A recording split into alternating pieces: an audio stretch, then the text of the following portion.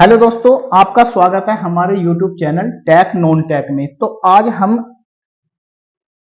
Storage डिवाइसों को पूरी तरह से कंप्लीट कर लेंगे। हमने इससे लास्ट की क्लासों में इनपुट डिवाइस और आउटपुट डिवाइस को अच्छी तरीके से पूरी तरह कंप्लीट कर लिया है। ठीक है दोस्तों, तो चलिए हम स्टार्ट करते हैं आज स्टोरेज डिवाइसों को। पहले ये समझेंगे कि स्टोरेज डिवाइस होती क्या है।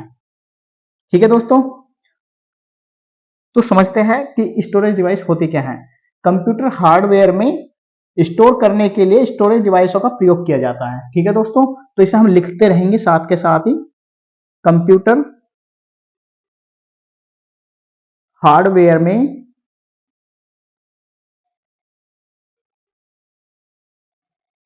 डाटा को स्टोर करने के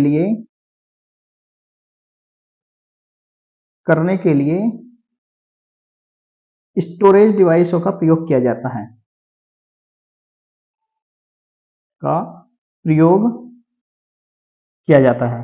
ठीक है दोस्तों, ध्यान से समझते रहेंगे और एक एक करके हम one by one storage device को कंप्लीट कर लेंगे। ठीक है दोस्तों, तो अब हम समझते हैं कि स्टोरेज डिवाइस होती कितनी प्रकार की हैं और कौन कौन सी होती हैं। ठीक है दोस्तों, तो स्टोरेज डिवाइस मेनली तीन प्रकार की होती हैं। स्टोरेज डिवाइस, ठीक है दोस्तों, एक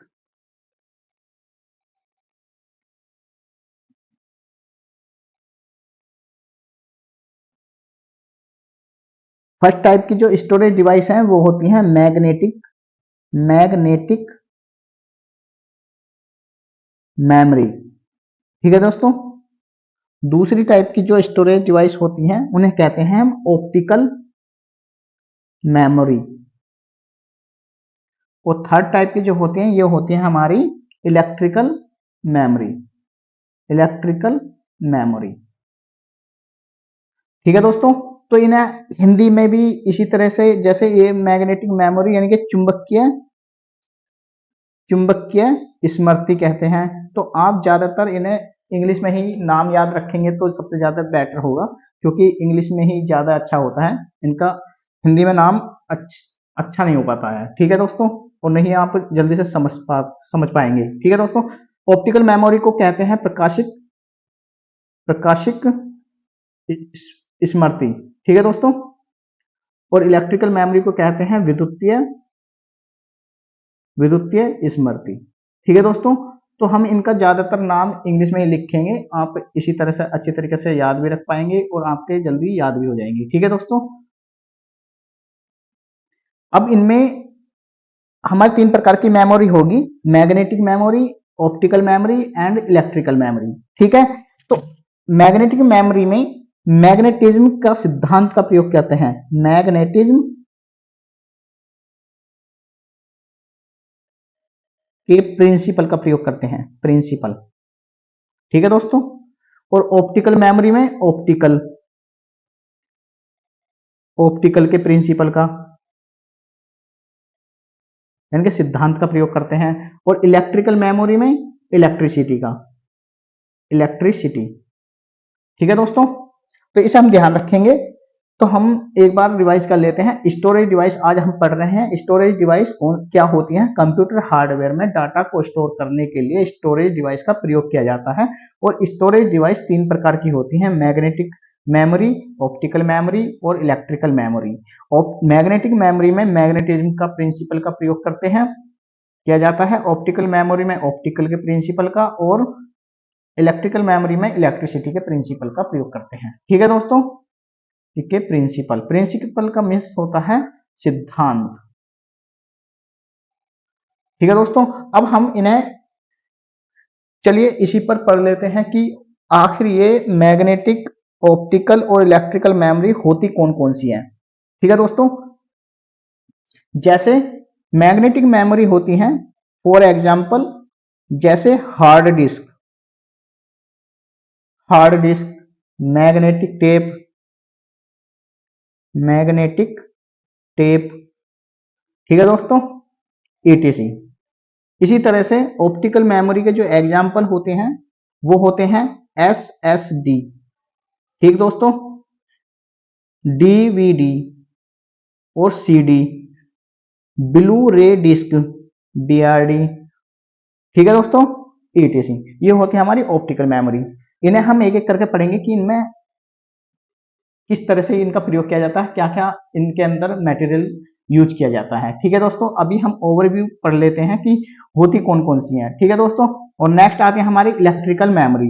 इलेक्ट्रिकल मेमोरी के अंदर एग्जाम्पल आते हैं मेमोरी कार्ड के और पेन ड्राइव के। ठीक है दोस्तों, उसके बाद चिप, जिसे हम मेमोरी कार्ड कहते हैं, चिप, ईटीसी। ये हमारे, इसे ध्यान से देखें, हार्ड डिस्क, मेमोरी टेप, ये होती है हमारी मैग्नेटिक मेमोरी, और एसएसडी, डीवीडी और बीआरडी, ये होती है हमारी ऑप्टिकल मेमोरी, और मेमोरी कार्ड, पेन ड्राइव और चिप, ये होती है हमारी इलेक्ट्रिकल मेमोरी।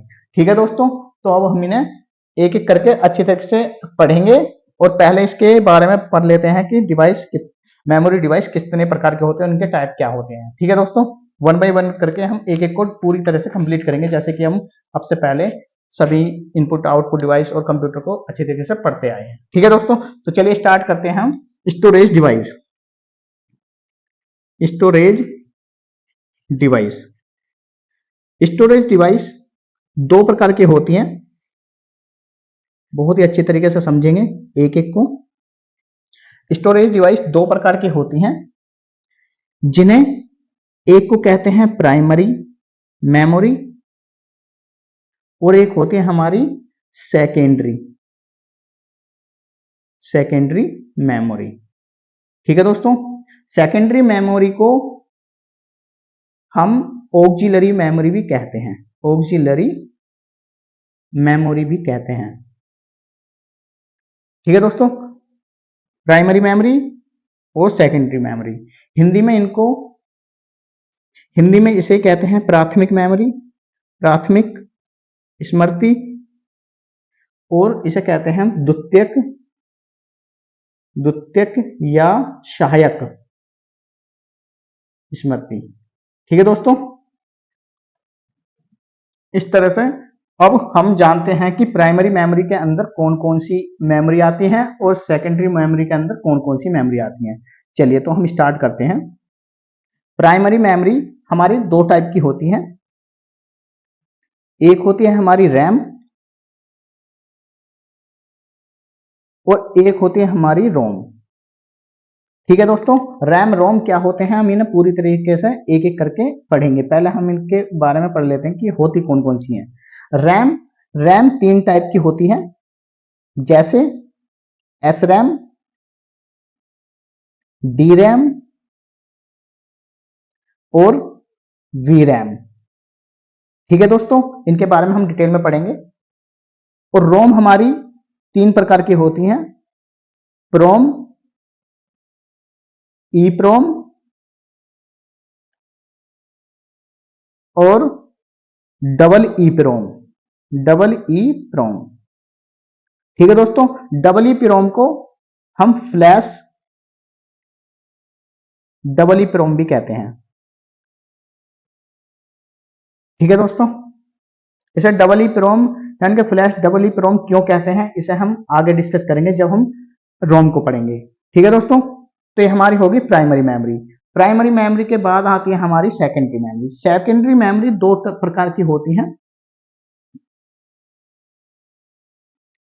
एक होती है सीक्वेंशियली एक्सेस, सीक्वेंशियल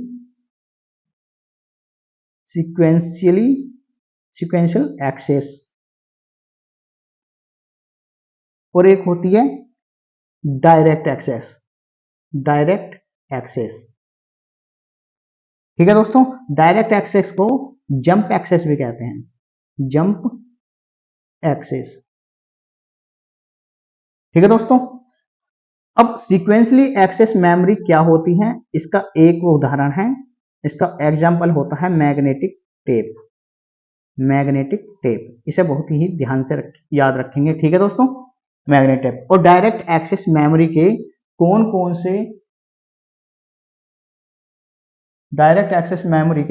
कौन से एग्जाम्पल होते हैं, इन्हें पढ़ते हैं हम। जैसे अब डायरेक्ट एक्सेस मेमोरी वैसे 3 प्रकार की मेमोरी होती है। ठीक है दोस्तों, डायरेक्ट एक्सेस मेमोरी 3 प्रकार की मेमोरी होती है। ये होती है मैग्नेटिक डिस्क, मैग्नेटिक डिस्क, दूसरी होती है ऑप्टिकल डिस्क, ऑप्टिकल डिस्क, और थर्ड होती है हमारी इलेक्ट्रिकल डिवाइस।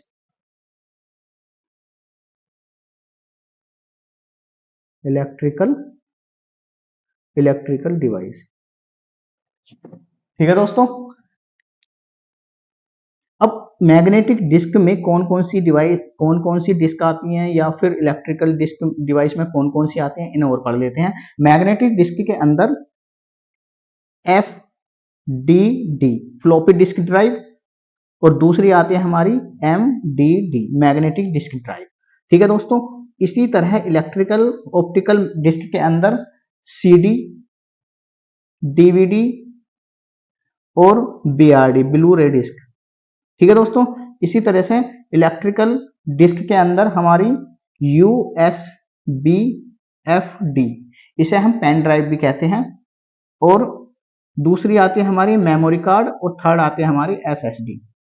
ठीक है दोस्तों, ये हमारे स्टोरेज डिवाइस का स्ट्रक्चर है। अब हम इन्हें एक एक करके पूरी तरह से पढ़ेंगे कि क्या होता है, स्टोरेज डिवाइस किस तरह से बनती है। पहले हम मेमोरी के बारे में डिस्कस करेंगे, कि मेमोरी के ओवरव्यू के बारे में डिस्कस करेंगे, उसके बाद में हम इनको एक एक करके अच्छी तरीके से डिस्कस करेंगे। ठीक है दोस्तों, तो चलिए स्टार्ट करते हैं हम सबसे पहले मेमोरी के बारे में।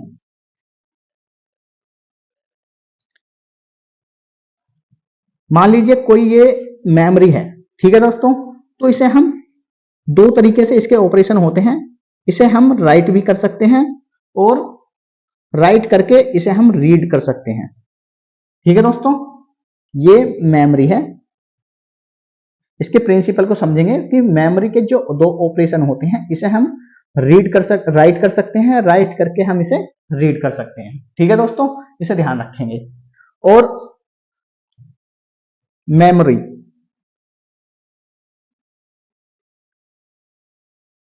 मेमोरी को रीड या राइट किया जाता है। ठीक है दोस्तों, इसे ध्यान रखेंगे कि मेमोरी को रीड राइट किया जाता है। मेमोरी के दो ऑपरेशन होते हैं, मेमोरी के दो ऑपरेशन होते हैं। इसे रीड कर सकते हैं और इसे राइट कर सकते हैं। ठीक है दोस्तों, इसे ध्यान रखेंगे कि मेमोरी के दो ऑपरेशन होते हैं, ठीक है दोस्तों, यानी कि मेमोरी को हम रीड और राइट कर सकते हैं। ठीक है दोस्तों, अब हमने मेमोरी के सीक्वेंसली एक्सेस मेमोरी यानी कि प्राइमरी मैग्नेटिक डिस्क में जो अभी मैंने बताया था, देखिए दोबारा बताता हूं मैं। जैसे ये हमने सेकेंडरी मेमोरी में, ऑक्सिलरी मेमोरी में सीक्वेंसली एक्सेस मेमोरी है ये। ठीक है दोस्तों, तो हम ये समझते हैं कि पहले सीक्वेंसली एक्सेस मेमोरी क्या होती है, उसके बाद हम डायरेक्ट एक्सेस और जंप एक्सेस मेमोरी पढ़ेंगे। इसके बाद हम मैग्नेटिक डिस्क, ऑप्टिकल डिस्क और इलेक्ट्रिकल डिस्क, उसके बाद हम रैम और रोम को पूरी तरह से डिस्कस करेंगे। ठीक है दोस्तों, तो पहले हम सेकेंडरी स्टोरेज को पढ़ते हैं। सेकेंडरी स्टोरेज में हम पढ़ते हैं पहले सीक्वेंसली एक्सेस मेमोरी। पहले मेमोरी के बारे में जान लेते हैं कि मेमोरी में ऑपरेशन जो होते हैं वो किस तरह से करते हैं। ठीक है दोस्तों, मेमोरी के ऑपरेशन दो प्रकार से होता है, ये मैं बता चुका हूं। एक होता है रीड और एक होता है राइट। ठीक दोस्तों, अगर हम रीड सीक्वेंसली यानी कि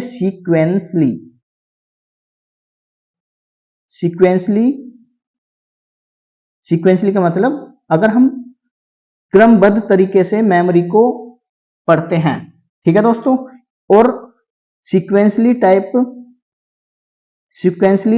रूप से लिखते हैं। ठीक है दोस्तों,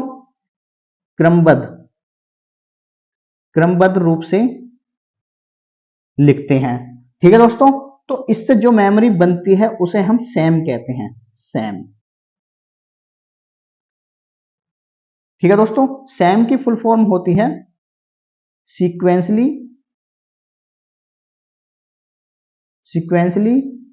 एक्सेस मेमोरी। ठीक है दोस्तों, इसे ध्यान रखेंगे। जिस मेमोरी में रीड और राइट सीक्वेंसली होता है उसे हम सैम कहेंगे, इसे ध्यान रखेंगे। इसके बाद दूसरा ऑपरेशन जो आता है मेमोरी का, मेमोरी को हम रीड राइट कर सकते हैं, लेकिन जब हम मेमोरी को डायरेक्टली रीड को डायरेक्टली करते हैं और राइट को सीक्वेंसली करते हैं, सीक्वेंसली। ठीक है दोस्तों, इससे बनने वाली मेमोरी को हम डैम कहते हैं, डैम। ठीक है दोस्तों, डैम का मीन्स होता है डायनामिक एक्सेस मेमोरी। ठीक है दोस्तों, इसे ध्यान रखेंगे। सीक्वेंसली, सैम के अंदर रीड सीक्वेंसली, राइट सीक्वेंसली। ठीक है दोस्तों, इसी तरह से डैम के अंदर रीड डायरेक्टली और राइट सीक्वेंसली। ठीक है दोस्तों, तो उससे हमारी डैम मेमोरी बनेगी, डायनामिक एक्सेस मेमोरी। इसके बाद आती है हमारी थर्ड, अगर हम मेमोरी को रीड और राइट करते हैं, लेकिन रीड को हम रैंडम और राइट को भी हम अगर रैंडम करते हैं, तो इससे जो मेमोरी बनती है वो बनती है हमारी रैम। ठीक है दोस्तों, यानी कि random access memory, random access memory. ठीक है दोस्तों, तो हम इसके द्वारा यह जान चुके हैं कि यदि हम मेमोरी के जो दो ऑपरेशन होते हैं रीड और राइट, उसके द्वारा हम तीन प्रकार की मेमोरी बना सकते हैं। जब रीड सीक्वेंसली राइट सीक्वेंसली होगा तो उससे बनने वाली मेमोरी सैम होगी, यानी सीक्वेंसली एक्सेस मेमोरी। यदि हम रीड डायरेक्टली और राइट सीक्वेंसली करते हैं तो उससे बनने वाली मेमोरी जो होती है हमारी डैम होती है, यानी कि dynamic access memory. Third type की मेमोरी होती है हमारी, अगर हम रीड रैंडम करते हैं और राइट रैंडम करते हैं तो उससे बनने वाली मेमोरी जो होती है वो रैम होती है, जिसको रैंडम एक्सेस मेमोरी कहते हैं। ठीक है दोस्तों, अब हम स्टार्ट करते हैं आगे की। एक बात और ध्यान रखने ना, चलिए उसे हम बाद में समझेंगे। अब हम समझते हैं कि वोलेटाइल मेमोरी और नॉन वोलेटाइल मेमोरी होती क्या है। वोलेटाइल मेमोरी, वोलेटाइल मेमोरी, और एक होती है non volatile memory, volatile memory. ठीक है दोस्तों, इन्हें समझते हैं, ये बहुत इंपॉर्टेंट है, बहुत ज्यादा क्वेश्चन पूछे जाते हैं। ठीक है दोस्तों, वोलेटाइल मेमोरी को हम टेम्परेरी मेमोरी भी कहते हैं, टेम्परेरी मेमोरी कहते हैं। ठीक है दोस्तों, इसको हिंदी में अस्थायी मेमोरी कहते हैं, अस्थायी मेमोरी।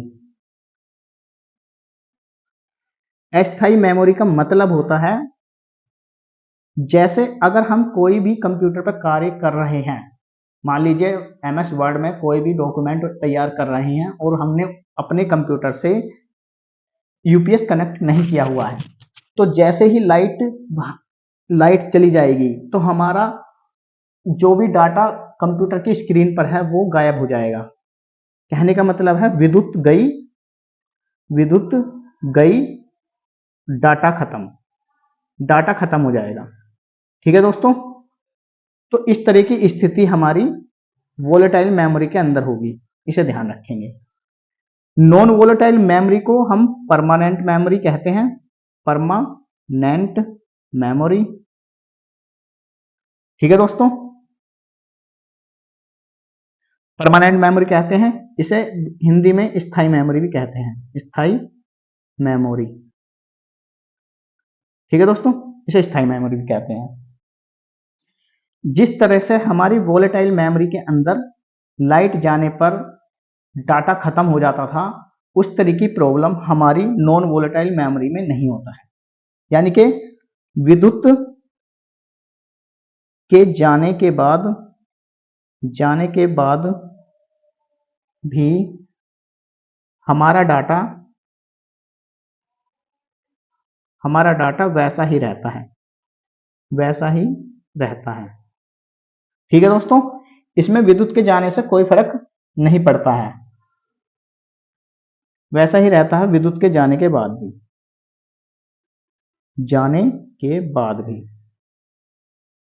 ठीक है दोस्तों। वोलेटाइल मेमोरी के जो एग्जाम्पल होते हैं वो हैं रैम और एक होती है कैशे मेमोरी, ठीक है दोस्तों। इसी तरह से नॉन वोलेटाइल मेमोरी के जो एग्जाम्पल होते हैं वो होते हैं एस रैम। इन्हें याद रखेंगे अच्छी तरीके से क्योंकि बहुत ही ज्यादा पूछा जाता है, ठीक है दोस्तों। तो इन्हें याद रखेंगे, नॉन वोलेटाइल मेमोरी के एग्जाम्पल और वोलेटाइल मेमोरी के एग्जाम्पल को, ठीक है दोस्तों। और इनका मीन्स क्या होता है तो एक बार मैं दोबारा रिवाइज करवा देता हूँ। वोलेटाइल मेमोरी वे मेमोरी होती हैं जो विद्युत के जाने पर भी डाटा हमारा खत्म नहीं होता है, ठीक है दोस्तों। इन्हें टेम्परेरी मेमोरी भी कहते हैं और इनके एग्जाम्पल रैम और कैश मेमोरी होती है। इसी तरह से नॉन वोलेटाइल मेमोरी हमारी परमानेंट मेमोरी होती है, स्थायी मेमोरी इन्हें हिंदी में कहते हैं। विद्युत के जाने के बाद भी हमारा डाटा वैसा ही रहता है जैसे विद्युत के जाने से पहले था, वैसा ही बना रहता है, ठीक है दोस्तों।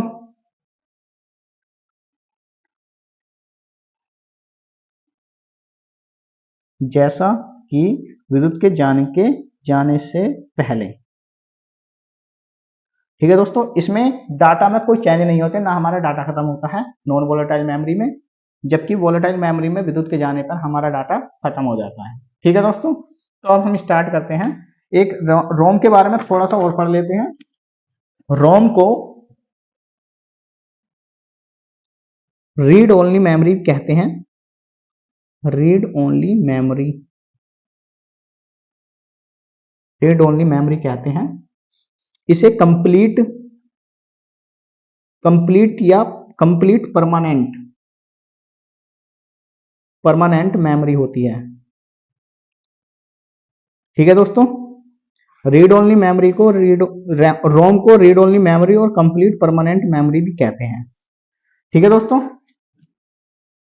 रोम का एक मोस्ट इंपोर्टेंट गुण होता है रोम की प्रॉपर्टी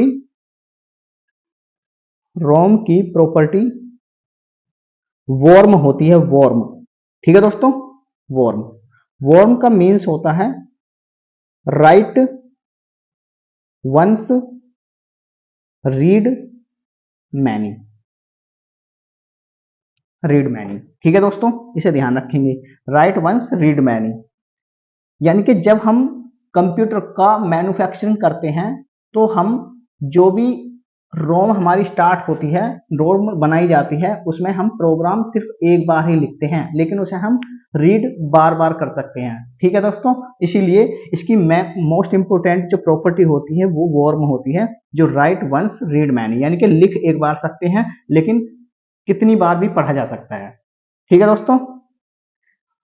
परमानेंट मेमोरी के और भी एग्जाम्पल होते हैं। परमानेंट मेमोरी के एग्जाम्पल जैसा कि रीड रोम होगी, ये तो मैंने बता ही दिया, रोम, एस रैम।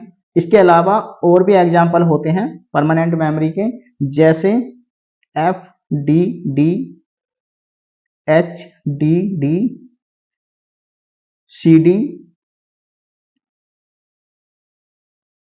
सी डी आर डब्ल्यू और यूएसबी एफ डी, और एक होता है हमारा एमसी मेमोरी कार्ड, और एक लास्ट होता है हमारा एसएसडी। इनकी मैं फुल फॉर्म भी गैर लिख देता हूं जिससे आप अच्छी तरीके से याद कर सकें, ठीक है दोस्तों। तो इसकी तरह रीड रोम की तो मैंने ऊपर ही लिख दिया, read only memory. S RAM को कहते हैं static random static random access memory. ठीक है दोस्तों, एफडीडी को फ्लॉपी डिस्क ड्राइव कहते हैं, फ्लॉपी डिस्क ड्राइव, और एचडीडी को हार्ड डिस्क ड्राइव कहते हैं। सीडीआर को कॉम्पैक्ट डिस्क रीराइटेबल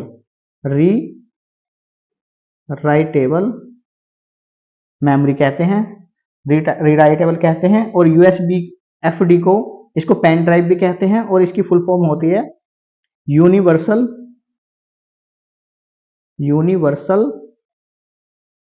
सीरियल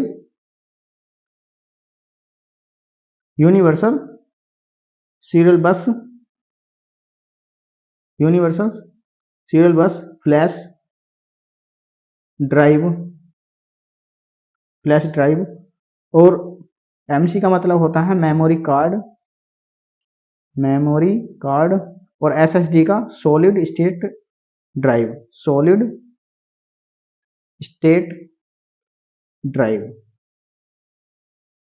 ठीक है दोस्तों, तो ये हमारी परमानेंट मेमोरी के एग्जाम्पल है, इन्हें अच्छी तरीके से याद कर लेंगे क्योंकि कभी भी क्वेश्चन पूछा जा सकता है। तो अब हम पढ़ते हैं थोड़ा माइक्रो कंप्यूटर के बारे में। माइक्रो कंप्यूटर में दो चीजें समझने की हैं, जैसे कि माइक्रो कंप्यूटर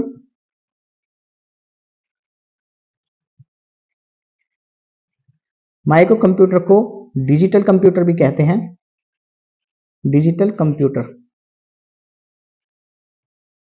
ठीक है दोस्तों, डिजिटल कंप्यूटर भी कहते हैं। और डिजिटल कंप्यूटर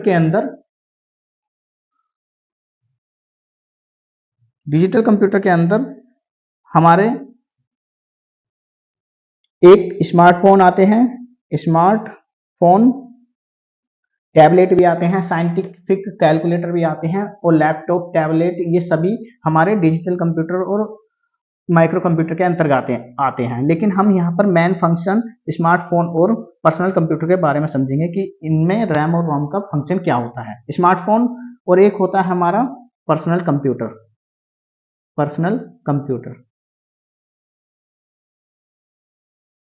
दोनों में, शॉर्ट में से पीसी भी कहते हैं, दोनों में रैम और रोम का प्रयोग किया जाता है, इसी के अंदर भी रैम और रोम का प्रयोग किया जाता है। ठीक है दोस्तों, रैम और रोम का प्रयोग किया जाता है।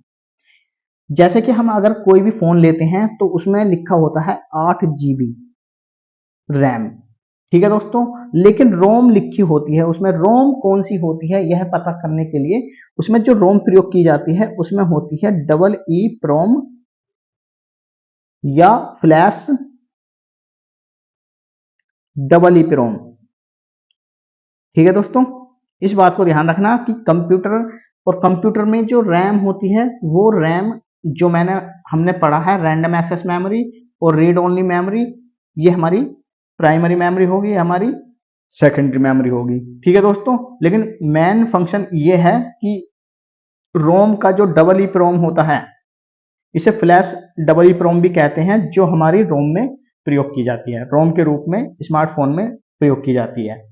जैसा हम कहते हैं कि 8 GB रोम और 8 GB रैम और 128 GB रोम है, उसकी 8 GB रैम और 128 GB रोम है, जबकि वो हमारी EEPROM मेमोरी होती है। ठीक है दोस्तों, इसे हम फ्लैश EEPROM मेमोरी भी कहते हैं। इसे ध्यान रखेंगे और याद रखेंगे कि हमारे फोन के अंदर जो मेमोरी होती है वो EEPROM या फ्लैश EEPROM होती है। ठीक है दोस्तों, और जबकि हमारे पर्सनल कंप्यूटर या जितने भी कंप्यूटर हैं उनमें हमारा रैम और रोम प्रयोग की जाती है। ठीक है दोस्तों, EEPROM या फ्लैश EEPROM रोम जो है वो रोम का ही भाग होता है। ठीक है दोस्तों, जैसे मैंने पहले बताया था PROM, EEPROM और EEPROM ये रोम के ही भाग होते हैं। लेकिन EEPROM क्या होता है इसे हम आगे जब हम रोम को पढ़ेंगे अच्छी तरीके से तब डिस्कस करेंगे कि EEPROM होता क्या है। ठीक है दोस्तों, तो चलिए अब हम स्टार्ट करते हैं सेकेंडरी स्टोरेज को। अब हमारी सेकेंडरी स्टोरेज स्टार्ट होती है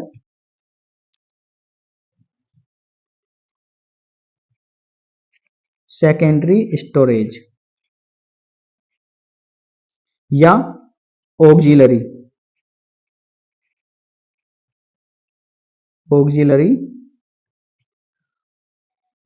स्टोरेज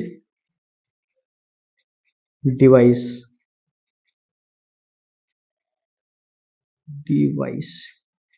ठीक है दोस्तों, इस तरह से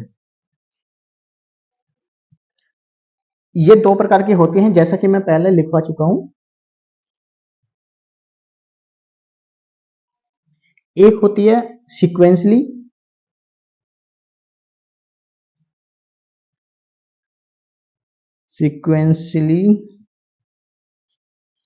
एक्सेस मेमोरी और एक होती है हमारी डायरेक्ट या जंप एक्सेस। ठीक है दोस्तों,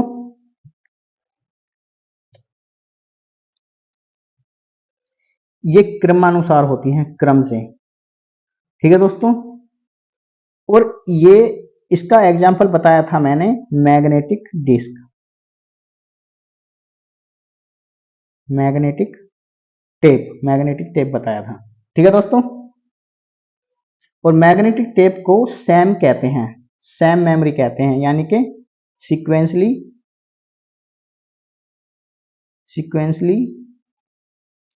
एक्सेस मेमोरी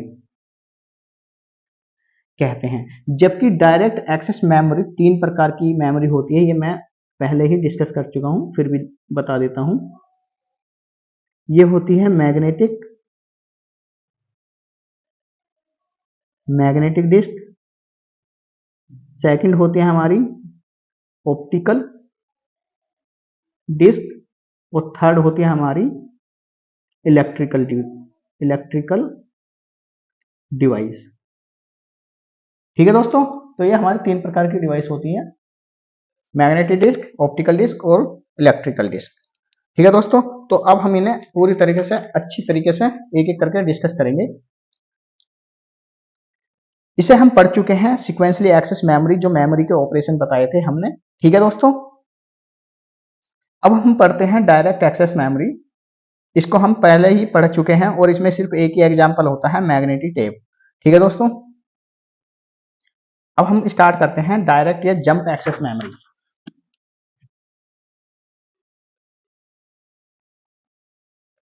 डायरेक्ट एक्सेस या जंप एक्सेस, इनका नाम याद रखना है, क्योंकि कोई भी नाम दिया जा सकता है। डायरेक्ट एक्सेस मेमोरी या जंप एक्सेस मेमोरी कौन सी होती है? ये होती है सेकेंडरी स्टोरेज डिवाइस की। ठीक है, और इसके अंदर मैंने इसका ऑपरेशन बताया था। ये डैम मेमोरी के अंतर्गत आती हैं, डैम मेमोरी।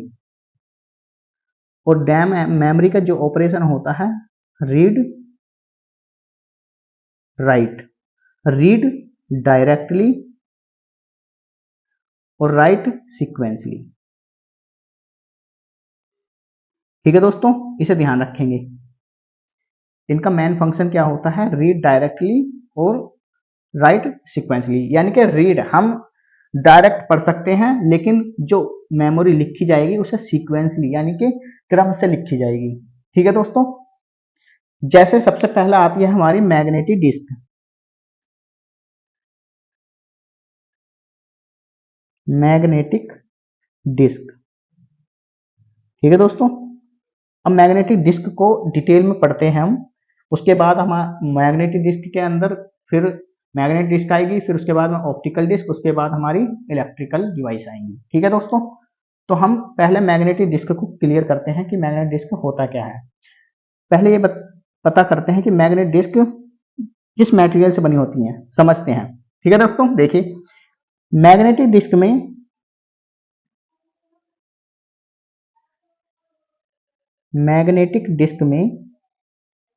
फेरोमैग्नेटिक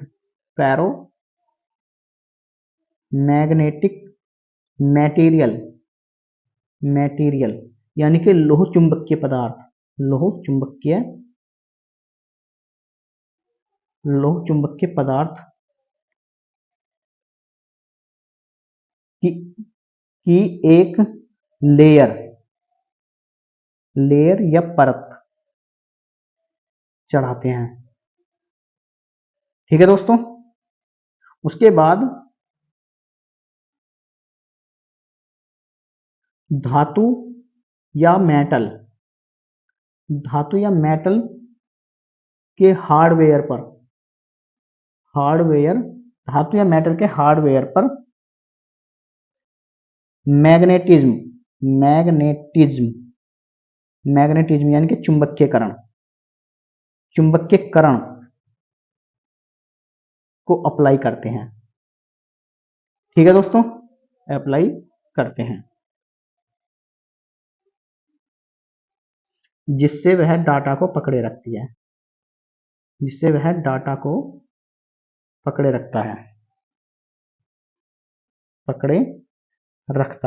रखती है। ठीक है दोस्तों, तो मैग्नेटिक डिस्क में फेरोमैग्नेटिक मटेरियल का प्रयोग किया जाता है, जिसमें एक परत फेरोमैग्नेटिक मटेरियल की चढ़ाई जाती है और उस पर उसके जो हार्डवेयर होता है, उस हार्डवेयर पर मैग्नेटिज्म यानी कि चुंबकीयकरण को अप्लाई करते हैं। यह एक टेक्निक होती है, मैग्नेटिज्म चुंबकीयकरण की टेक्निक होती है, जो हम मैग्नेटिक हार्डवेयर पर अप्लाई करते हैं, जिससे वह डाटा को पकड़े रखता है। ठीक है दोस्तों, इसे ध्यान रखेंगे कि मैग्नेटिक डिस्क में फेरोमैग्नेटिक मटेरियल का प्रयोग करते हैं। इसमें एक लेयर होती है जिसके ऊपर फेरोमैग्नेटिक मटेरियल को अप्लाई किया जाता है और इसका जो हार्डवेयर होता है, उस हार्डवेयर पर मैग्नेटिज्म को अप्लाई करते हैं, जिससे डाटा को पकड़ा रखता है। ठीक है दोस्तों, तो ये हमारी मैग्नेटिक डिस्क होगी।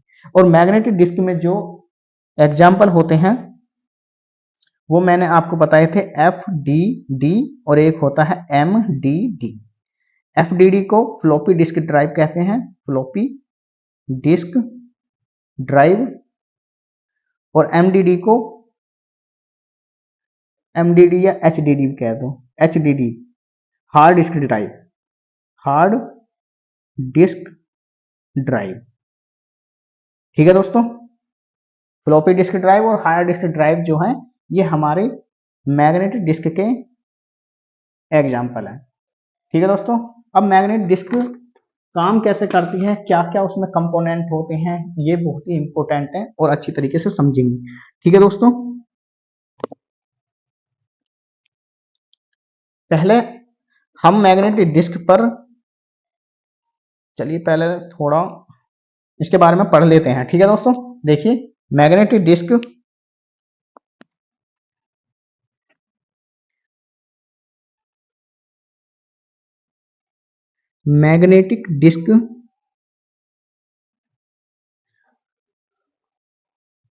पर रिंग बनी होती है। अगली बार यहाँ इसके बाद में मैं समझाऊंगा कि कैसी रिंग होती है। ठीक है दोस्तों, मैग्नेटिक डिस्क पर रिंग बनी होती है जिसे ट्रैक कहते हैं। इसे बहुत ही अच्छी तरीके से समझेंगे, बहुत ही ज्यादा क्वेश्चन पूछे जाते हैं। जिसे ट्रैक कहते हैं और ट्रैक की संख्या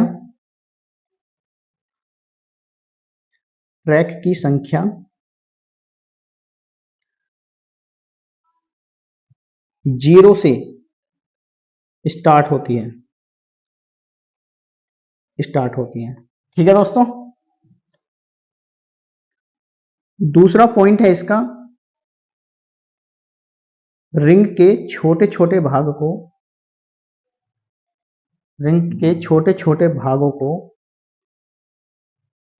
को सेक्टर कहते हैं। ठीक है दोस्तों, सेक्टर को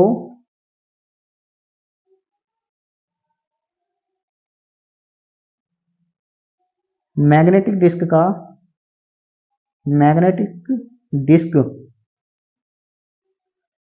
का सबसे छोटा भाग कहते हैं। ठीक है दोस्तों, सेक्टर की शुरुआत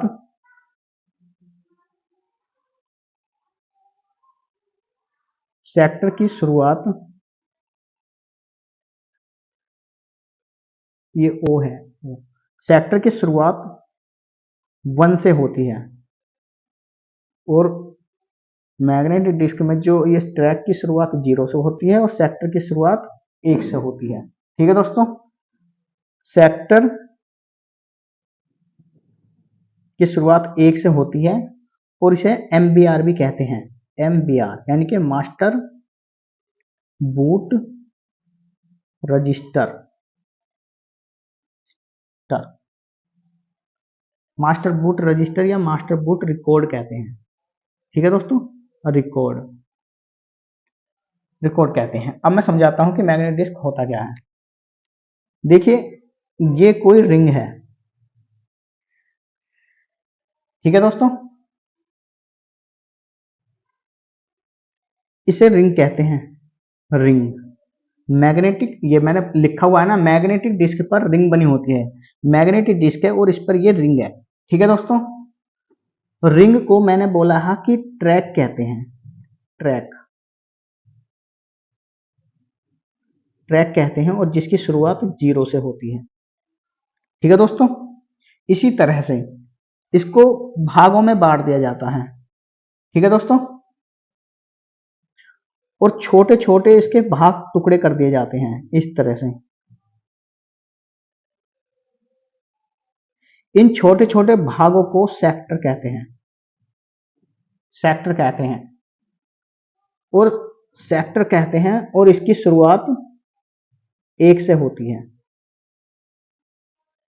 ठीक है दोस्तों, सेक्टर सबसे छोटा भाग होता है, सबसे छोटा भाग होता है। ये डायरेक्टली क्वेश्चन पूछ लिए जाते हैं, इसलिए ध्यान रखना हर चीज को। ठीक है दोस्तों, सेक्टर एक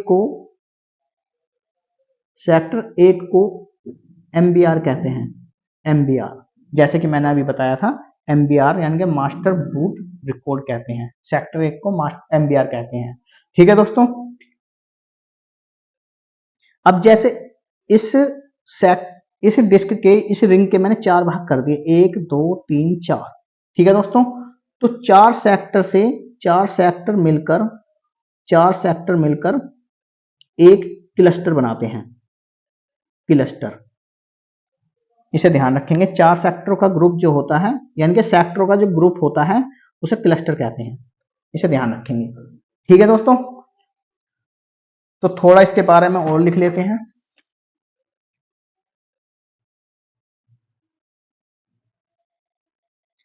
मैग्नेटिक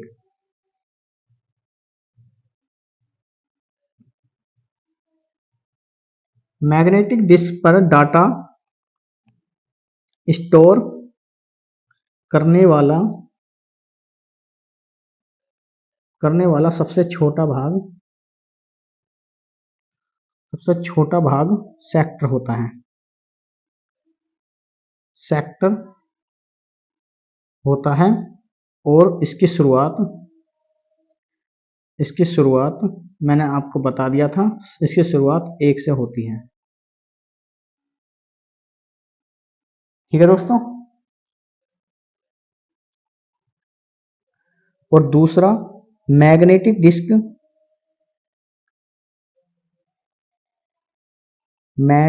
डिस्क पर डाटा स्टोर करने वाला सबसे बड़ा भाग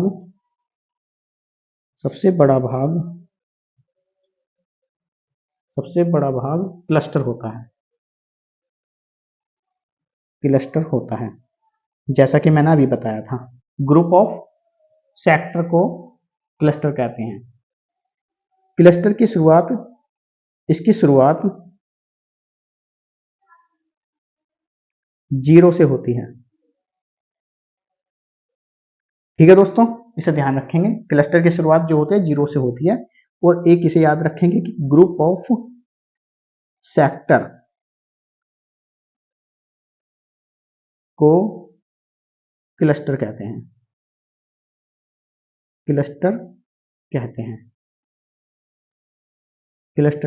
ठीक है दोस्तों, थ्योरी बहुत ही ज्यादा इंपॉर्टेंट है। आप एक एक अगर थ्योरी को पढ़ लेते हैं तो आपके क्वेश्चन ऐसे ही, उसके आंसर ऐसे ही बन जाएंगे।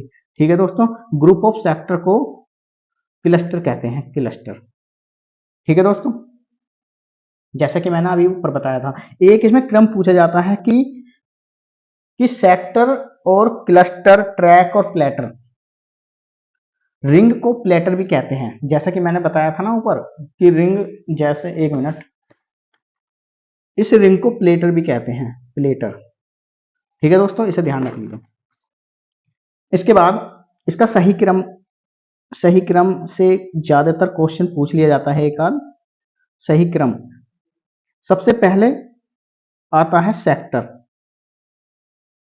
उसके बाद क्लस्टर। ठीक है दोस्तों, यानी कि सेक्टर से क्लस्टर बनते हैं, क्लस्टर से ट्रैक बनते हैं, और ट्रैक से प्लेटर बनती है। ठीक है दोस्तों, इसे ध्यान रखेंगे इस क्रम को। सबसे पहले मैग्नेटिक डिस्क में सेक्टर सबसे छोटा भाग, उससे सेक्टर, ग्रुप ऑफ सेक्टर को क्लस्टर कहते हैं, और क्लस्टर से बड़ा भाग ट्रैक होता है, ट्रैक से बड़ा भाग प्लेटर होता है। तो हम इस क्रम को ध्यान रखेंगे। ठीक है दोस्तों, अब इसमें दो तरह की फॉर्मेटिंग का बारे में पढ़ लेते हैं कि फॉर्मेटिंग होती क्या है। डिस्क फॉर्मेटिंग, इसे यही समझ लेते हैं, डिस्क फॉर्मेटिंग। ठीक है दोस्तों, डिस्क फॉर्मेटिंग होती क्या है।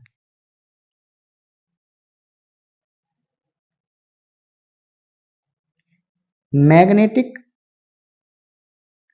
डिस्क को ट्रैक व सेक्टर्स में विभाजित करना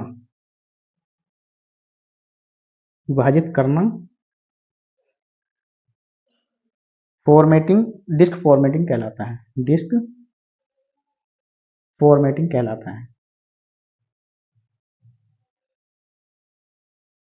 है।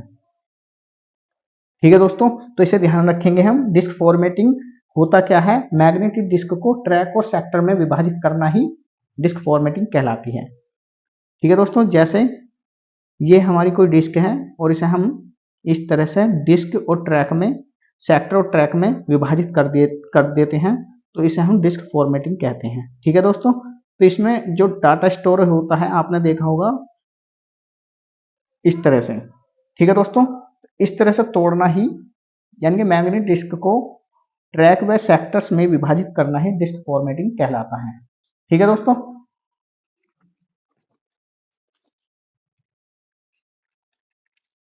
इसके बाद आता है डेस्क।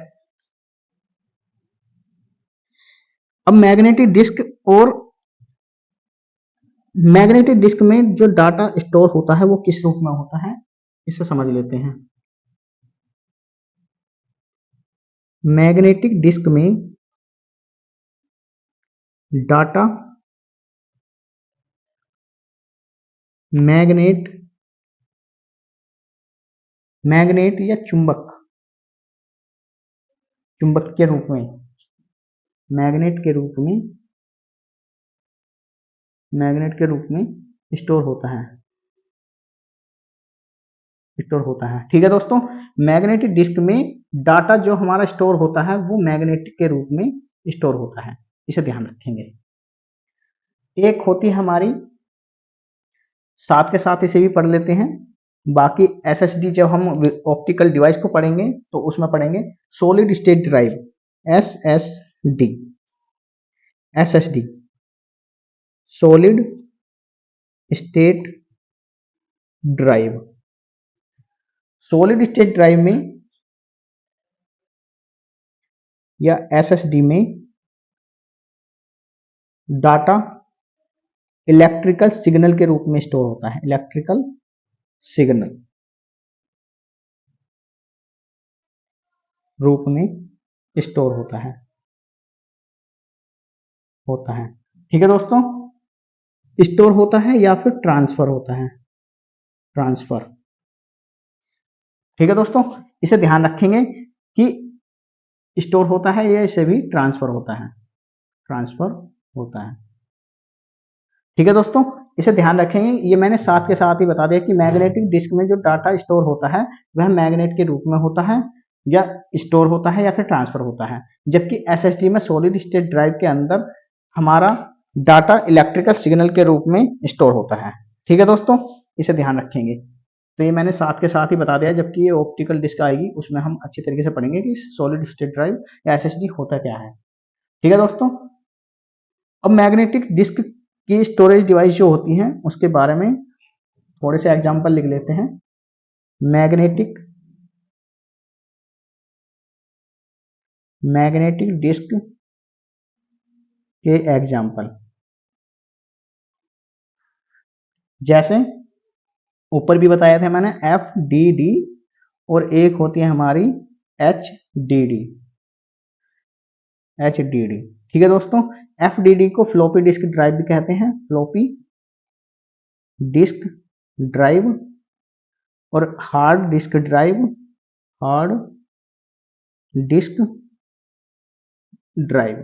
फ्लॉपी डिस्क ड्राइव को एक दूसरा नाम है इसका डिस्केट भी कहते हैं, डिस्केट। इसे ध्यान रखेंगे। ठीक है दोस्तों, फ्लॉपी डिस्क ड्राइव या डिस्केट, ये मैग्नेटिक डिस्क हमारा हो चुका है। लेकिन मैग्नेटिक डिस्क के अंदर अब हम फ्लॉपी डिस्क ड्राइव को देखते हैं कि फ्लॉपी डिस्क ड्राइव और हार्ड डिस्क ड्राइव इनको पढ़ेंगे। लेकिन उससे पहले हम फ्लॉपी डिस्क ड्राइव की कैपेसिटी को समझ लेते हैं कि कौन कौन सी कितने इंच की फ्लॉपी डिस्क ड्राइव कितनी मेमोरी रखती है। ठीक है दोस्तों, तो फ्लॉपी डिस्क ड्राइव के 3 भाग होते हैं। फ्लॉपी डिस्क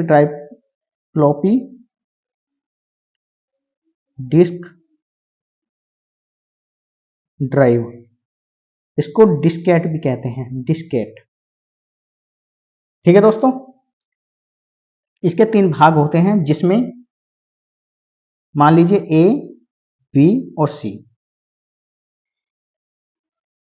ए में 8 इंच की होती है एक फ्लॉपी डिस्क ड्राइव जिसकी मेमोरी 80 केबी होती है, 80 केबी। इन्हें बहुत ही अच्छी तरीके से ध्यान रखेंगे। ठीक है दोस्तों, 80 केबी मेमोरी होती है, 80 केबी से लेके 1212 केबी तक। ठीक है दोस्तों, 8 इंच की जो फ्लॉपी डिस्क ड्राइव होती है उसकी मेमोरी 80 केबी से 1212 केबी तक होती है। दूसरी फ्लॉपी डिस्क ड्राइव हमारी 5.25 इंच की आती है, यानी कि 5 से 1/4 इंच, और इसकी जो मेमोरी होती है वो होती है 160 केबी से लेकर 180 केबी तक। ठीक है दोस्तों, इसी तरह एक हमारी 3.5 इंच की फ्लॉपी डिस्क ड्राइव आती है जिसकी मेमोरी 1.44 MB होती है। ठीक है दोस्तों, और इसके अंदर केवल टेक्स्ट लिखा जाता है, टेक्स्ट लिखा जाता है। इसे ध्यान रखेंगे। ठीक है दोस्तों, ये कभी भी पूछा जा सकता है कि फ्लॉपी डिस्क ड्राइव जो 1.44 MB की होती है उसमें क्या लिखा जाता है, उसमें टेक्स्ट लिखा जाता है, इमेज नहीं होती है इसके अंदर, ना वीडियो सेव हो सकती है ना कुछ, सिर्फ टेक्स्ट लिखा जाता है, इसके लिए प्रयोग की जाती है। ठीक है दोस्तों, तो अब हम हार्ड डिस्क के बारे में पढ़ते हैं कि हार्ड डिस्क ड्राइव होते क्या है और क्या उसके ऑपरेशन होते हैं। ठीक है दोस्तों, हमारी मैग्नेटिक डिस्क में अब आती है हमारी hard disk drive, hard HDD, इसकी फुल फॉर्म होती है हार्ड डिस्क ड्राइव। ठीक है दोस्तों, हार्ड डिस्क ड्राइव, इसे फिक्स्ड डिस्क भी कहते हैं, फिक्स्ड डिस्क कहते हैं। ठीक है दोस्तों, इसे ध्यान रखेंगे। अब इसके बारे में पढ़ लेते हैं। हार्ड डिस्क में 4 कंपोनेंट होते हैं, 4 कंपोनेंट होते हैं। कैसे कैसे होती है हार्ड डिस्क मैं बताऊंगा अभी। 4 कंपोनेंट होते हैं, पहले उन्हें लिख लेते हैं, 1, 2, 3 और 4। पहला कंपोनेंट होता है इसका प्लेटर, दूसरा होता है रीड या रीड राइट स्पिंडल, ठीक है दोस्तों। और थर्ड होता है हमारा स्पिंडल, और फोर्थ होता है हमारा आर्म असेंबली या इसे एक्चुएटर भी कहते हैं, एक्चुएटर, ठीक है दोस्तों। हमारे 4 भाग होते हैं, प्लेटर, रीड राइट स्पिंडल और आर्म असेंबली या फिर एक्चुएटर, ठीक है दोस्तों। तो अब हम समझते हैं कि ये मैग्नेटिक डिस्क के ये 4 भाग किस तरह से होते हैं। देखिए, इस तरह से हमारी कोई हार्ड डिस्क होती है, जैसे भी हम कंप्यूटर के हार्ड डिस्क को देखेंगे ना, तो वो इस तरह से उसके ऊपर एक गोल रिंग दिखाई देती है। ये जो रिंग होती है इसे हम प्लेटर कहते हैं, प्लेटर, ठीक है दोस्तों, प्लेटर। और ये मैग्नेटिक डिस्क कहलाती है, मैग्नेटिक डिस्क होती है, ठीक है दोस्तों। प्लेटर जो एक रिंग होती है उसे प्लेटर कहते हैं। प्लेटर में एक इस तरह से पाइप होता है जिसे स्पिंडल कहते हैं, स्पिंडल,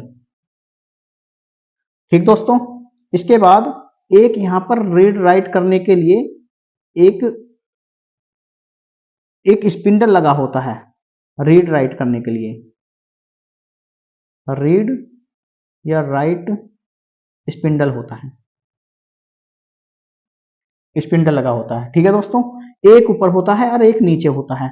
तो इसको हम रीड राइट स्पिंडल तो ऊपर वाला होता है, और नीचे जो होता है इसे कहते हैं हम आर्म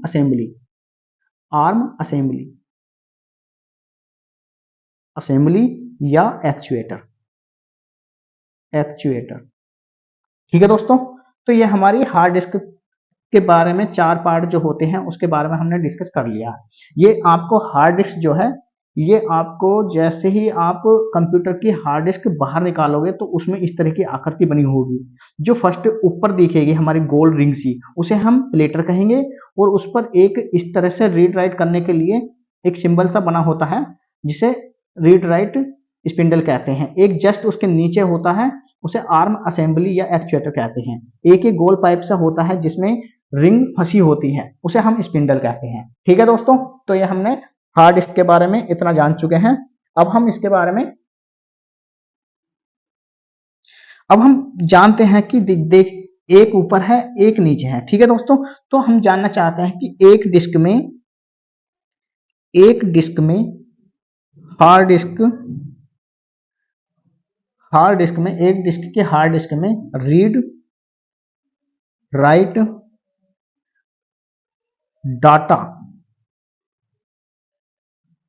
के लिए कितनी सरफेस का प्रयोग करते हैं, कितनी सरफेस होती हैं,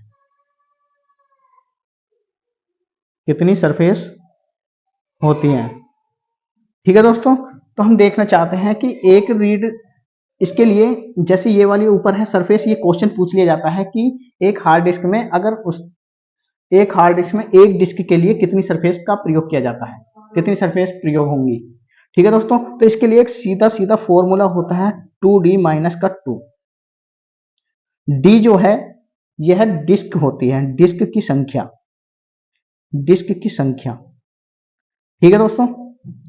जैसे कि अब हम स्टार्ट करते हैं कि अगर मान लीजिए हमारे पास एक डिस्क है तो सरफेस कितनी होंगी, फॉर्मूला लगाएंगे 2d माइनस का 2, ठीक है दोस्तों।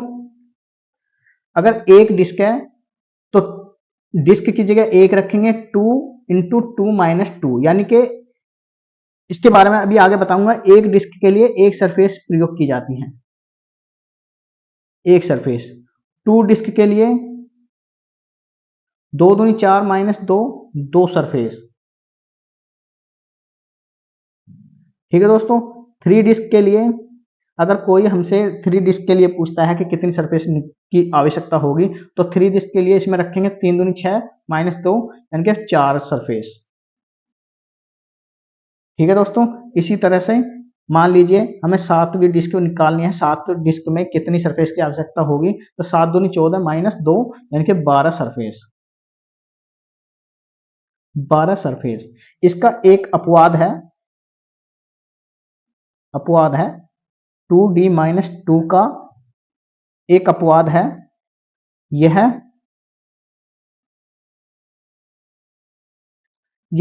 एक डिस्क के लिए प्रयोग नहीं की जाती है, एक डिस्क के लिए वैलिड नहीं है। ठीक है दोस्तों, जैसे कि मैंने कहा था कि एक डिस्क के लिए 2 इंटू 2 माइनस 2 यानी कि 0, जबकि एक डिस्क में कम से कम एक सरफेस तो होगी ही होगी, इसको हम ध्यान रखेंगे। ठीक है दोस्तों, तो चलिए अब हम स्टार्ट करते हैं आगे। जिस तरह से मान लीजिए आप कह रहे होंगे कि डिस्क कैसे, ही मतलब जैसे ये डिस्क है कोई, ठीक है दोस्तों, तो इसकी एक सरफेस होगी। इसी तरह से दो डिस्क हैं, तो एक डिस्क ऊपर होगी, एक डिस्क नीचे होगी, इसका ये स्पिंडल होगा। ठीक है दोस्तों, ये इसका स्पिंडल होगा, और इसकी एक सरफेस तो नीचे होगी और एक सरफेस रीड राइट करने के लिए एक सरफेस ऊपर होगी। ठीक है दोस्तों, तो दो डिस्क के लिए दो सरफेस। इसी तरह से अगर हमें 3 सरफेस निकालनी हो, 1 2 3, इसके लिए एक नीचे और एक ऊपर। ठीक है दोस्तों, ये होगी, और इसी तरह से एक नीचे और एक ऊपर। 3 डिस्क के लिए कितनी सरफेस होगी, 4 सरफेस हो जाएंगी। ठीक है दोस्तों, 4 सरफेस हो जाएंगी हमारी। इस तरह से ये क्वेश्चन पूछा जाता है कि 3 डिस्क के लिए, 2 डिस्क के लिए कितनी सरफेस की आवश्यकता होगी, तो आप इस फॉर्मूले के अकॉर्डिंग आसानी से निकाल सकते हैं। तो इसे ध्यान रखना, 2d माइनस 2 के द्वारा सरफेस निकाला जा सकता है, सरफेस की संख्या निकाल सकते हैं 2d माइनस 2 के अनुसार। और ये एक डिस्क के लिए वैलिड नहीं है, इसे भी ध्यान रखेंगे। ठीक है दोस्तों,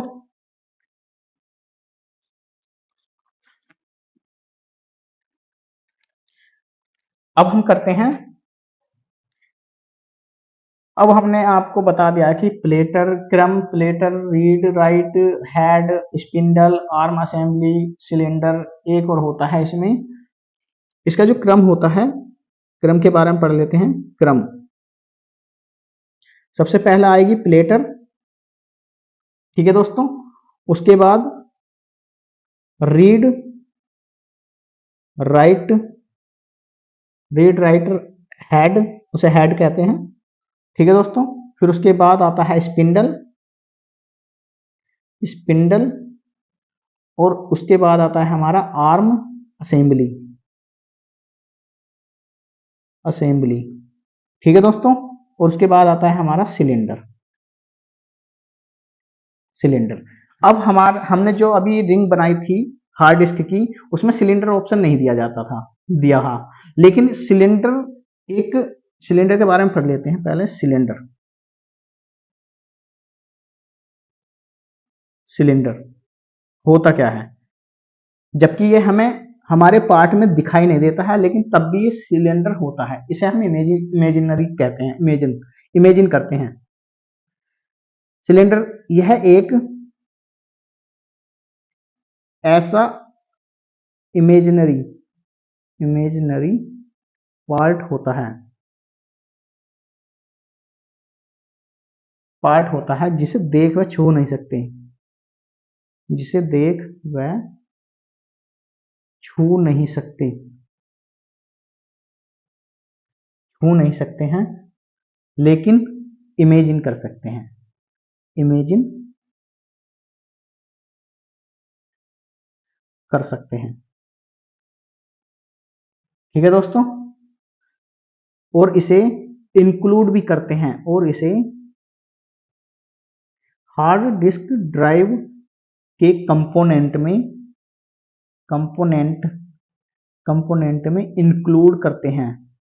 इंक्लूड भी करते हैं। ठीक है दोस्तों, इसका ध्यान रखेंगे। और एक मोस्ट इंपोर्टेंट बात और है ट्रैक की संख्या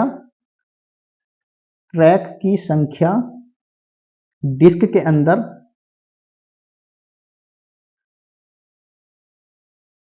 के अंदर अंदर से बाहर की ओर काउंट करते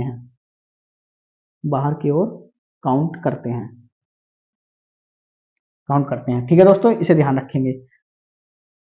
यानी कि सेक्टर जो ये इस तरह से हमारे ट्रैक होते हैं ना, ट्रैक जो है हमारे डिस्क के अंदर से बाहर की तरफ इस तरह से काउंट करते हैं, और ट्रैक की संख्या कितने से स्टार्ट होती है? 0 से। इसे ध्यान रखेंगे, ठीक है दोस्तों। और एक मोस्ट इंपोर्टेंट ये भी बात है इसकी, एक सिलेंडर बनाने के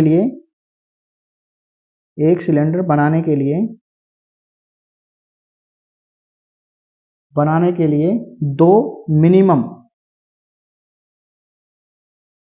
मिनिमम 2 प्लेटर की आवश्यकता होगी, 2 प्लेटर की आवश्यकता होती है, ठीक है दोस्तों। कैसे? मान लीजिए ये कोई रिंग है, ठीक है दोस्तों, ऐसे ही एक नीचे रिंग है, ठीक, ये हमारा स्पिंडल हो गया, ठीक है दोस्तों। तो इसको इससे कनेक्ट करेंगे, इससे कनेक्ट करेंगे, ठीक है दोस्तों। तो ये हमारा जो है ये सिलेंडर 1 हो गया, और ये जो है हमारा सिलेंडर 2 हो गया। कहने का मतलब ये है कि एक सिलेंडर बनाने के लिए कम से कम 2 प्लेटों की आवश्यकता होगी, तभी बन पाएगा। देखो, एक प्लेट ये रही और एक प्लेट ये रही, तभी तो हम मिलाकर इसको एक सिलेंडर बना रहे हैं। तो इसको ध्यान रखना है कि एक सिलेंडर बनाने के लिए मिनिमम 2 प्लेटर की आवश्यकता होती है, प्लेटर 1 और प्लेटर 2, ठीक है दोस्तों। इसका ध्यान रखेंगे हम, और इसे याद भी कर लेना।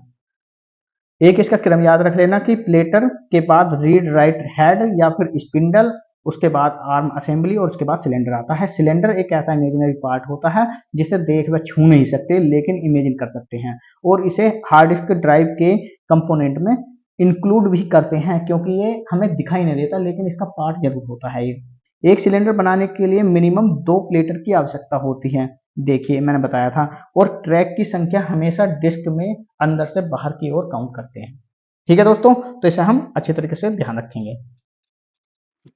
एक छोटी सी बात और है, इसे और समझ लेते हैं। हार्ड डिस्क के अंदर मान लीजिए आपको हार्ड डिस्क में क्वेश्चन आ जाता है कि हार्ड डिस्क के अंदर 4 ट्रैक हैं और 8 सेक्टर हैं और 512 बाइट हैं, तो इसकी मेमोरी बताओ। तो कैसे फाइंड करेंगे हम मेमोरी बताने के लिए? तो आप track multiply sector multiply byte ये जो भी मेमोरी दी हो, इनकी मल्टीप्लीकेशन हार्ड डिस्क की मेमोरी होती है, हार्ड डिस्क ड्राइव की मेमोरी होती है, ठीक है दोस्तों। इसे याद रखेंगे। अब देखिए निकालते हैं, ट्रैक कितने हैं? 4, सेक्टर कितने हैं? 8, बाइट कितनी है? 512, ठीक है। 8 चौक 32, 512, 532 को 2 की घात 5 लिखेंगे, और 512 को 2 की घात हम 9 लिखेंगे। इस तरह से 2 की घात 5 में से एक इधर ले लेंगे, 2 की घात 10 बन जाएगा, और ये 2 की घात 4 बन जाएगा। 2 की घात 4 का मीन्स होता है 16, और 2 की घात 10 का मतलब होता है केबी, ठीक है दोस्तों। यानी कि केबी जो है, जो कंप्यूटर के अंदर किलो मेगा गीगा इस तरह से जो होते हैं ना, ये केबी 2 की घात 10 से स्टार्ट होती है। इनकी संख्या मैं आगे लिखूंगा जब आगे पढ़ाएंगे। इतना अभी आप यही रख लीजिए याद कि केबी को 2 की घात 10 में लिखते हैं, ठीक है दोस्तों। तो अगर हमें हार्ड डिस्क की मेमोरी निकालने के लिए दे दी जाएगी, तो हम इस तरह से निकाल लेंगे, ठीक है दोस्तों। जितने भी ट्रैक हैं, सेक्टर हैं और बाइट हैं, उनकी हम मल्टीप्लीकेशन कर देंगे, और जितनी भी वैल्यू आएगी उसे हम 2 की पावर 10 के रूप में विभाजित करेंगे। और 2 की घात 10 है तो इसको हम केबी लिखेंगे, 2 की घात 20 है तो इसे हम MB लिखेंगे। इसी तरह से 2 की घात 30 है तो उसे हम GB लिखेंगे। ठीक है दोस्तों, इस तरह से चलता रहेगा ये क्रम। ठीक है दोस्तों, ये उसके बाद अब हम थोड़ी हार्ड डिस्क की हिस्ट्री के बारे में जानते हैं कि इसका स्टार्टिंग हार्ड डिस्क की क्यों आवश्यकता पड़ गई आखिर। तो 1956 में रे जॉनसन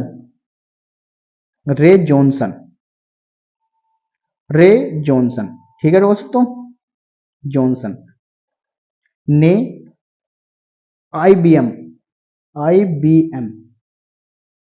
IBM का मीन्स होता है इंटरनेशनल बिजनेस मशीन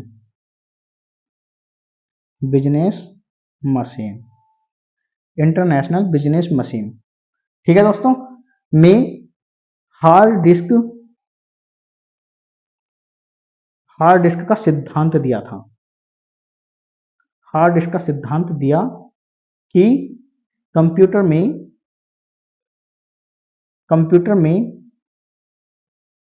में या कंप्यूटर के अंदर हार्ड डिस्क होनी चाहिए।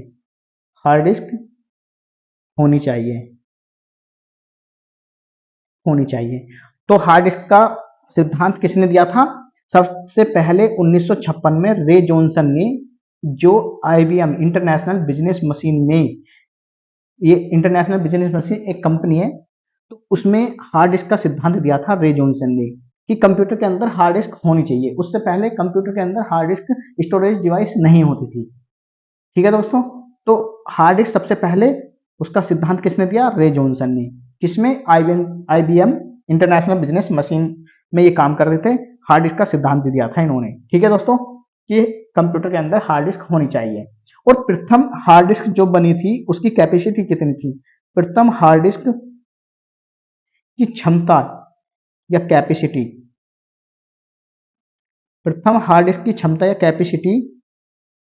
256 MB थी। इसे ध्यान रखेंगे। ठीक है दोस्तों, फर्स्ट हार्ड डिस्क जो बनी थी उसकी कैपेसिटी कितनी थी? 256 MB। ठीक है दोस्तों, अब हम हार्ड डिस्क के टाइप पढ़ते हैं कि हार्ड डिस्क के टाइप कौन कौन से होते हैं, कितने प्रकार की हार्ड डिस्क होती है। Types of hard disk.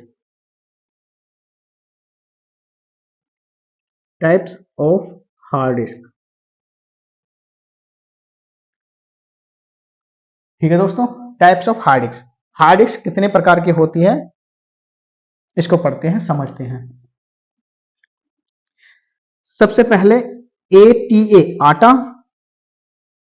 ये इस तरह से बोली जाती है, आटा, साटा और पाटा।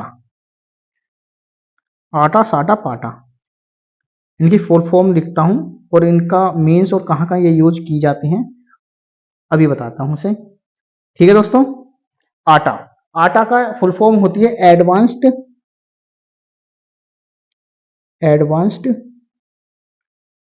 टेक्नोलॉजी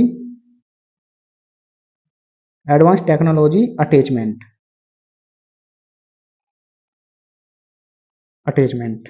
साटा का होता है means serial advance technology attachment.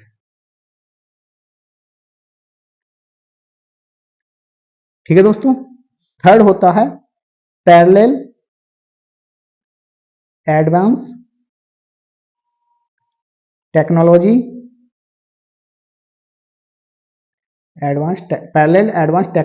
Attachment. ठीक है दोस्तों, तो ये हमारी 3 प्रकार की हार्ड डिस्क होती है, आटा, साटा और पाटा। इनका कहां कहां प्रयोग करते हैं अब इसे समझते हैं। ठीक है दोस्तों, इनकी फुल फॉर्म मैंने लिख दी है, आटा, साटा, पाटा की। तो देखिए, आटा, साटा व पाटा, ये वायर कनेक्शन होते हैं, ये कोई हार्ड डिस्क नहीं होती, इनका एक कनेक्शन होता है। अभी बताऊंगा किस तरह से। इसलिए इसलिए इन्हें साटा व पाटा के नाम से जाना जाता है, ठीक है दोस्तों। जैसे कि साटा सीरियल एडवांस टेक्नोलॉजी अटैचमेंट, और ये पैरेलल एडवांस टेक्नोलॉजी अटैचमेंट। साटा व पैटा वायर कनेक्शन होते हैं, इसीलिए इन्हें साटा पाटा के नाम से जाना जाता है। हमारे कंप्यूटर में साटा हार्ड डिस्क लगी होती है, ठीक है दोस्तों। हमारे कंप्यूटर में साटा हार्ड डिस्क लगी होती है, इसे भी ध्यान रखेंगे। अगर कोई पूछने लगे कि हमारी कंप्यूटर में कौन सी हार्ड डिस्क लगी होती है, तो साटा हार्ड डिस्क लगी होती है। अब साटा हार्ड डिस्क होती क्या है? मान लीजिए आपको एक इस तरह से कोई वो है, यानी कि ये हार्ड डिस्क है, आपने देखा होगा कि हार्ड डिस्क है। हार्ड डिस्क को लगाने के लिए वायर होते हैं जो कि हमें सीपीयू से कनेक्ट करने होते हैं, मदरबोर्ड से। तो जो वो सीपीयू के जो कनेक्शन है, जिसे हम जो हार्ड डिस्क के कनेक्शन है, जिसे हम सीपीयू में यानी कि अपने मदरबोर्ड में कनेक्ट करते हैं, ठीक है दोस्तों। इस तरह के कनेक्शन होते हैं ये हार्ड डिस्क कनेक्ट करने के लिए, ठीक है दोस्तों। इसी तरह से ये देखो मैंने लिखा भी है, साटा व पाटा वायर कनेक्शन होते हैं, इसीलिए इन्हें साटा व पाटा के नाम से जाना जाता है। हमारे कंप्यूटर में साटा हार्ड डिस्क लगी होती है, यानी कि कनेक्शन यानी कि कनेक्ट करने वाली जो हार्ड डिस्क है हमारे कंप्यूटर में, वो साटा हार्ड डिस्क होती है, ठीक है दोस्तों। एक यहां पर ही बता देता हूं, हाँ देखिए, एक SCSI स्मॉल कंप्यूटर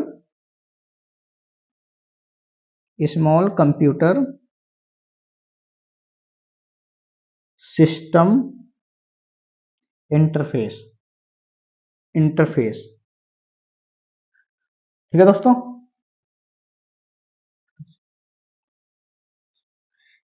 ये SCSI जो है, ये भी एक मेमोरी होती है,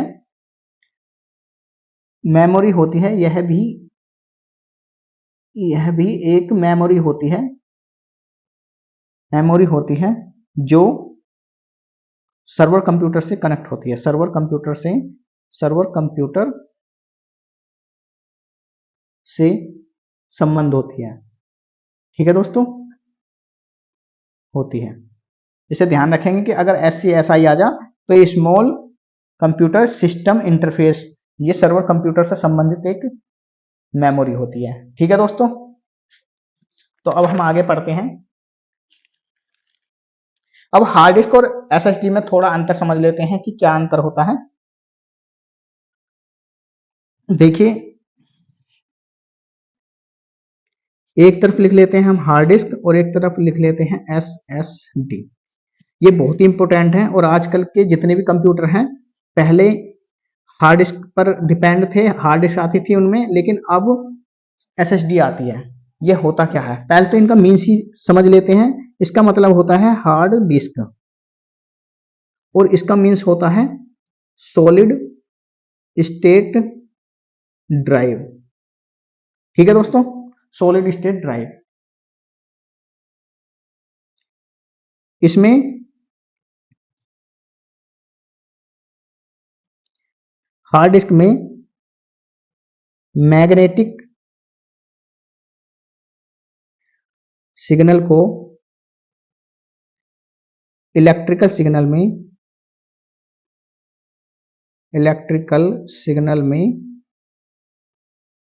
बदला जाता है,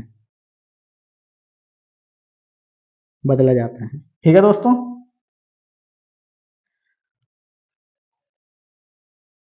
और सॉलिड स्टेट ड्राइव जो है, ये इलेक्ट्रिकल मेमोरी है, यह एक इलेक्ट्रिकल मेमोरी होती है। इसमें विद्युत सिग्नल का प्रयोग किया जाता है, विद्युत सिग्नल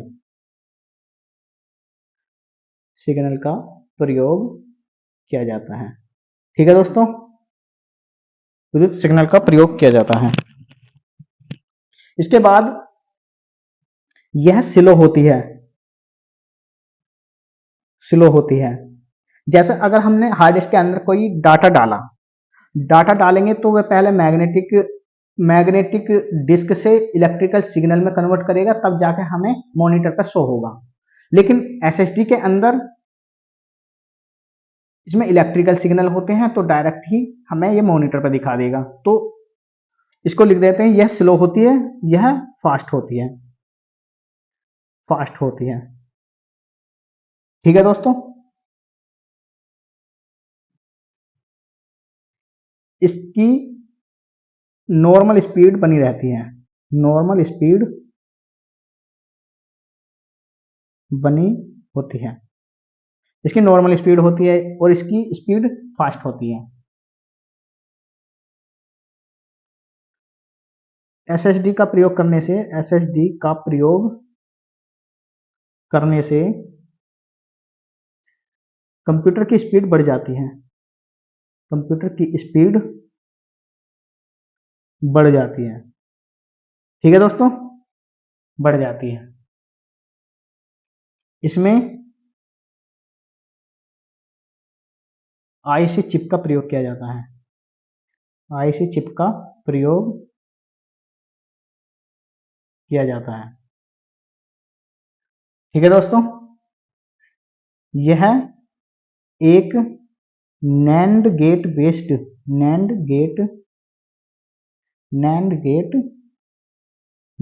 चिप होती है, बेस्ड चिप होती है, चिप होती है।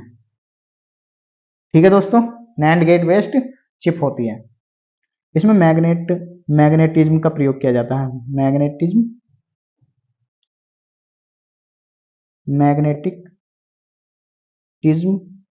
का प्रयोग करते हैं, ठीक है दोस्तों। इस तरह से अब हम दो टेक्निक होती हैं उन्हें समझ लेते हैं कि फ्रेगमेंटेशन और डीफ्रेगमेंटेशन क्या होता है, बहुत ही इंपॉर्टेंट है। पहले समझते हैं फ्रेगमेंटेशन। फ्रेगमेंटेशन फ्रेगमेंटेशन और दूसरा होता है डीफ्रेगमेंटेशन, डीफ्रेगमेंटेशन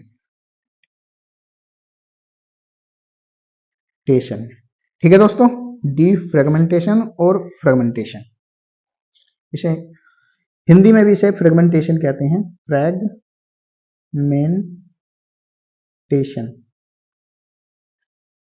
और इसे डीफ्रेगमेंटेशन, फ्रेगमेंटेशन कहते हैं। ठीक है दोस्तों, आज समझते हैं ये होता क्या है।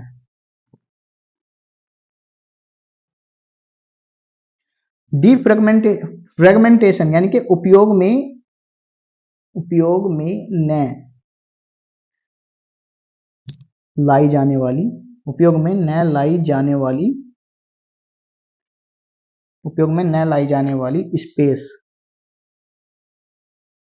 को ही फ्रेगमेंटेशन कहते हैं, फ्रेगमेंटेशन कहते हैं। ठीक है दोस्तों, दूसरे शब्दों में इसे जैसे मेमोरी का होना और उसे सही तरीके से प्रयोग में नहीं लाना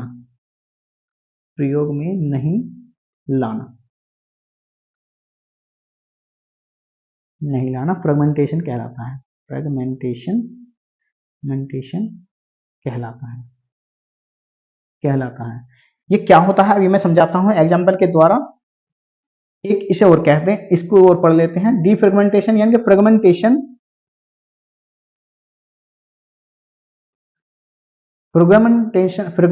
को ठीक करने की प्रक्रिया,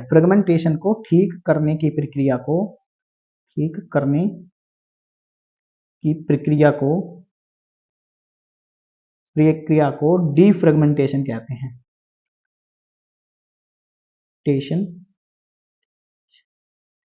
हैं, ठीक है दोस्तों। तो अब हमने फ्रेगमेंटेशन और डिफ्रेगमेंटेशन प्रक्रिया के बारे में अच्छे तरीके से पढ़ लिया है। ये होता क्या है, फ्रेगमेंटेशन क्या होता है, उपयोग में न लाई जाने वाली स्पेस को ही फ्रेगमेंटेशन कहते हैं, जैसा कि मेमोरी का होना और उसे सही तरीके से प्रयोग में नहीं लाना फ्रेगमेंटेशन कहलाता है। और डिफ्रेगमेंटेशन क्या होता है, फ्रेगमेंटेशन को ठीक करने की प्रक्रिया को ही हम फ्रेगमेंटेशन कहते हैं, डिफ्रेगमेंटेशन कहते हैं। जैसे मान लीजिए हम किसी मेमोरी में डाटा डाल रहे हैं ब्लूटूथ के द्वारा, या फिर किसी पेन ड्राइव या कंप्यूटर से हम किसी कार्ड रीडर के द्वारा हम मेमोरी में या फिर पेन ड्राइव में डाटा स्टोर करना चाहते हैं। ठीक है दोस्तों, लेकिन हम डालते डालते हमने पेन ड्राइव हटा ली, ठीक है दोस्तों, या फिर डालते डालते हमने देखा कि इसमें 2 KB रहेगी, इसमें पार्ट के अनुसार ही उसके अंदर मेमोरी स्टोर होती है। ठीक है दोस्तों, मान लीजिए इसमें 2 KB स्टोर हो गई, इसके अंदर 3 KB स्टोर होगी, और उसके बाद फिर 2 KB गई और उसके बाद हमने प्लग हटा लिया। ठीक है, तो इनके अंदर स्पेस आ जाता है, मेमोरी तो हमारी पूरी है लेकिन इनके अंदर स्पेस आ जाता है। ठीक है दोस्तों, तो इसे ही कैपेसिटी तो इसकी 3 KB की ही, इसकी भी 3 KB की, इसकी भी 3 KB की, इसकी भी 3 KB की, इसकी 3 KB की, लेकिन किसी वजह से इसमें डाटा 2 KB आया है, इसमें डाटा 1 KB आया है, इसमें 2 KB और इसमें 2, इसमें 1.5 KB आया है। तो इस तरह से 1 KB यहाँ बच गया, यहाँ बच गया, और यहाँ भी 1.5 KB बच गया, यहाँ भी 1.5 KB बच गया, यहाँ भी 1.5 KB बच गया। तो इस तरह से जो हमारा स्पेस बच गया है उसे ही हम फ्रेगमेंटेशन कहते हैं। उपयोग में न लाई जाने वाली स्पेस को ही फ्रेगमेंटेशन कहते हैं। जो हमारी स्पेस बच जाती है ना, जो हमारी मेमोरी स्टोर होने के लिए बच गई है, उसे ही हम फ्रेगमेंटेशन कहते हैं। अब डिफ्रेगमेंटेशन क्या है, अब हमने जो ये फ्रेगमेंटेशन, अब जो हमारी मेमोरी है, अब हमने ये मेमोरी डिलीट मार दी, ठीक, और उसके बाद हमने दोबारा से स्टार्ट किया और हमने अपना डाटा फॉर्मेट मार के, चिप या किसी भी तरह से डिलीट मार के हमने दोबारा से स्टोर किया, ठीक है, उसके अंदर, तो हमारी मेमोरी का पूरा भाग स्टोर हो जाता है। हमारी पेन ड्राइव या मेमोरी कार्ड का पूरा भाग, मान लीजिए 3 KB, या ये भी 3 KB, ये भी 3 KB, ये भी 3 KB, तो ये पूरा 3 KB ही स्टोर हो जाता है, इसका भाग और इसका भी। तो इस प्रक्रिया को, यानी फ्रेगमेंटेशन का जो खाली स्पेस है उसी को दोबारा भर दिया हमने। ठीक है दोस्तों, तो इस भरने की प्रक्रिया को हम डिफ्रेगमेंटेशन कहेंगे। ये लिखा हुआ है देखो, फ्रेगमेंटेशन को ठीक करने की प्रक्रिया को डिफ्रेगमेंटेशन कहते हैं। कहने का मतलब यह है, जो ये खाली स्पेस बच गया था, इस प्रक्रिया, इसमें जो खाली स्पेस बच गया है, इस स्पेस को भरने की प्रक्रिया को हम दोबारा भरने की प्रक्रिया को हम डिफ्रेगमेंटेशन कहेंगे। ठीक है दोस्तों, तो हमारी फ्रेगमेंटेशन और डिफ्रेगमेंटेशन हो गया है कंप्लीट। एक बार और बता देता हूं, फ्रेगमेंटेशन उपयोग में न लाई जाने वाली स्पेस को ही हम फ्रेगमेंटेशन कहते हैं, जैसे मेमोरी का होना और उसे सही तरीके से प्रयोग में नहीं लाना, यानी कि मेमोरी तो है लेकिन उसका हम सही तरीके से यूज नहीं कर पा रहे हैं, उसमें थोड़ा थोड़ा हमारा डाटा स्पेस के रूप में खाली रह जाता है। ठीक है दोस्तों, और इसका जस्ट उल्टा, जो हमारा खाली स्पेस रह गया है उसे हम दोबारा फिल करने के लिए जो प्रक्रिया अपनाते हैं उसे हम डिफ्रेगमेंटेशन कहते हैं। बहुत ही इंपॉर्टेंट है, बहुत ही ज्यादा क्वेश्चन पूछे जाते हैं डायरेक्ट ही, इसीलिए अच्छी तरीके से आप समझ लेना, पढ़ लेना। ठीक है दोस्तों, दोबारा वीडियो देख लेना। ठीक है दोस्तों, तो हमारी मैग्नेटिक डिस्क पूरी तरह से कंप्लीट हो चुकी है। अब हम स्टार्ट करते हैं ऑप्टिकल डिस्क को।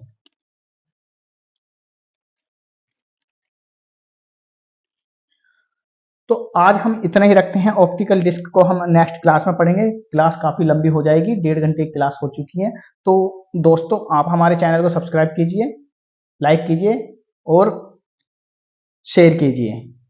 ठीक है दोस्तों, थैंक यू। मिलते हैं अगली नेक्स्ट क्लास में, पढ़ेंगे हम नेक्स्ट टॉपिक ऑप्टिकल डिस्क का। ऑप्टिकल डिस्क के बाद इलेक्ट्रिकल डिवाइस, उसके बाद हमारा सेकेंडरी स्टोरेज खत्म हो जाएगा, उसके बाद हम प्राइमरी स्टोरेज को पढ़ेंगे।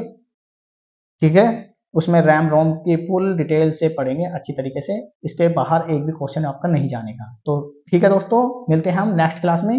धन्यवाद।